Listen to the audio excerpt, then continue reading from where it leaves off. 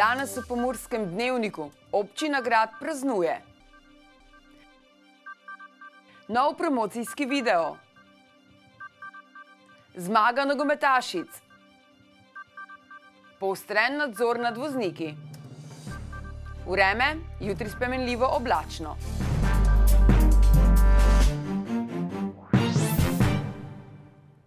Drage gledalke, cenjeni gledalci, lepo pozdravljeni v Pomurskem dnevniku.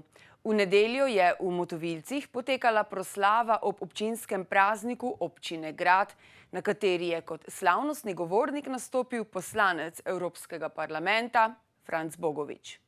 Občina Grad praznuje 19. občinski praznik. Podelili bomo plakete in priznanje najbolj zaslužnim občanom, potem tudi nagradili bomo osnovnošolce in dijake, kar pa je za nas najbolj pomembno, nagradili bomo tudi naše najmlajše oziroma njihove mamice, ker če rečem temu prirastek, tega smo najbolj veseli.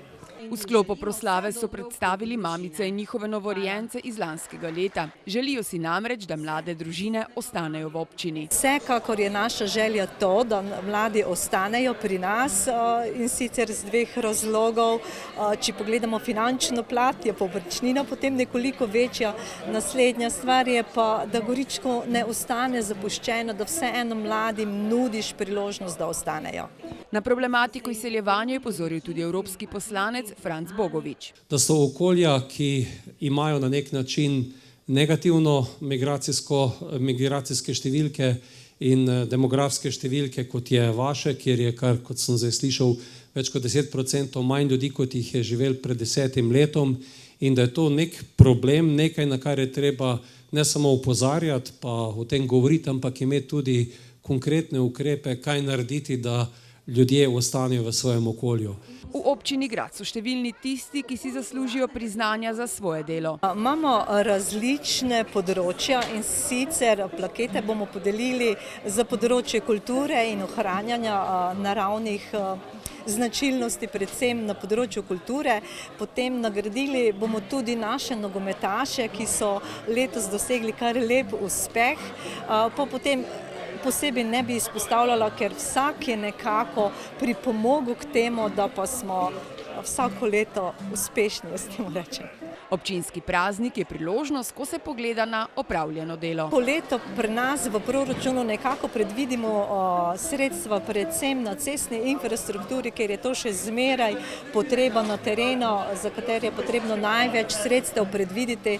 Pa potem tudi, kar se tiče ostalih objektov pri cestni infrastrukturi, to so parkirišča, potem ureditev pokopališč, tudi vodovoda, nekaj nam še ena malenkost nam manjka. Seveda čaka nas pa kanalizacija, ampak to, ko sem že omenila, finančna sredstva v našem proračunu predvidena za investicije so zelo majhna.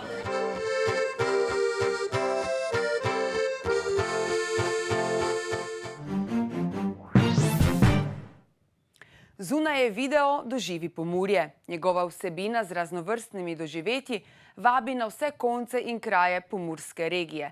Poglejmo si video.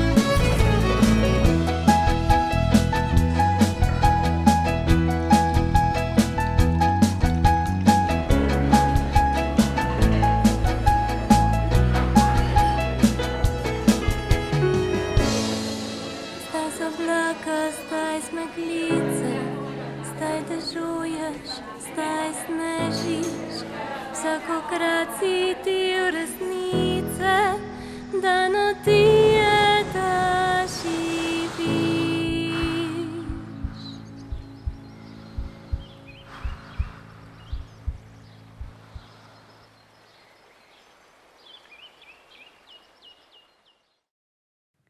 Ekipa ženskega nogometnega kluba Nona Pomurje Beltinci je na drugi tekmi kvalifikacij za vstop v Ligo prvakinj prišla do prve zmage.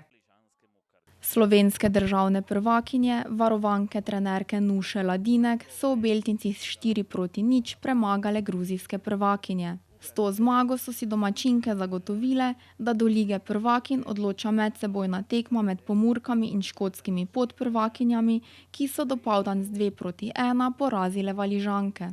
Slovenske prvakinje so se izkazale z domiselno, odločno in kombinatorno igro. V ekipi Pomurk je prišlo v prvi postavi do ene spremembe. Na prvi tekmi jo je skupila Vita Žolek, ki jo je v prvi 11-terici nadomestila Tjaša Nemec. Na tekmi so že po 20 minutah vodile 2-0, oba zadetka so dosegle z 11-metrovkami. V 4. minuti so gostje v svojem 16-metrskem prostoru najprej zrušile Špelo Kolbl. Za 1-0 je zadela kapetanka Anja Prša, ki je bila uspešna tudi v 19. minuti, ko je 11-metrovko izsilila Tjaša Tibaut.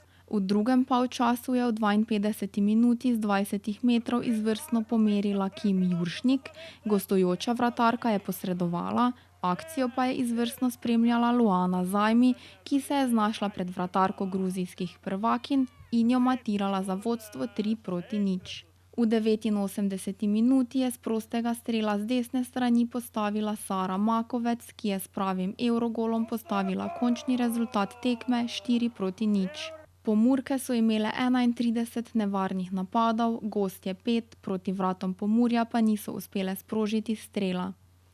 Gostiteljice so imele 11 strelov v okvir vrat. Pomurke bodo v torek 13. avgusta ob 17. uri igrale proti Škotinjam, ko bo štela za slovenske prvakinje le in samo zmaga. V tem tednu bo na slovenskih cestah potekala vseevropska akcija Hitrost. Neprilagojena hitrost je namreč še vedno glavni vzrok za prometne nesreče, v katerih se ljudje huje poškodujejo. Po vsej državi bodo policisti poostreno preverjali, ali vozniki upoštevajo omejitve hitrosti. Neprilagojena hitrost je namreč še vedno glavni vzrok za prometne nesreče, v katerih se ljudje huje telesno poškodujejo ali celo umrejo. V lanskem letu je v takšnih nesrečah izgubilo življenje 37 ljudi, kar predstavlja 41% vseh umrlih. Letošnje leto možje v modrem beležijo poslabšanje prometne varnosti, tovrsten trend pa se kaže tudi na področju prometnih nesreč, do katerih prihaja zaradi neprilagojene hitrosti.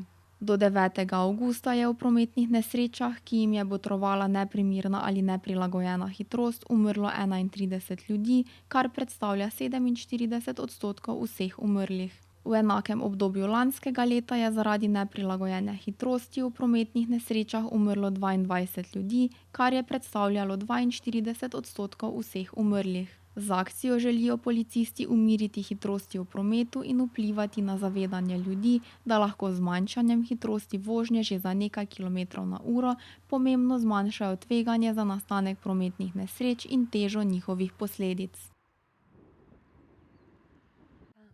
Na spletnem portalu sobotainfo.com poročajo, da je država začela pogovore o geotermiji in se sprašujejo, ali je to velika priložnost za Pomurje. Več na sobotainfo.com, mi pa si poglejmo še kratke novice.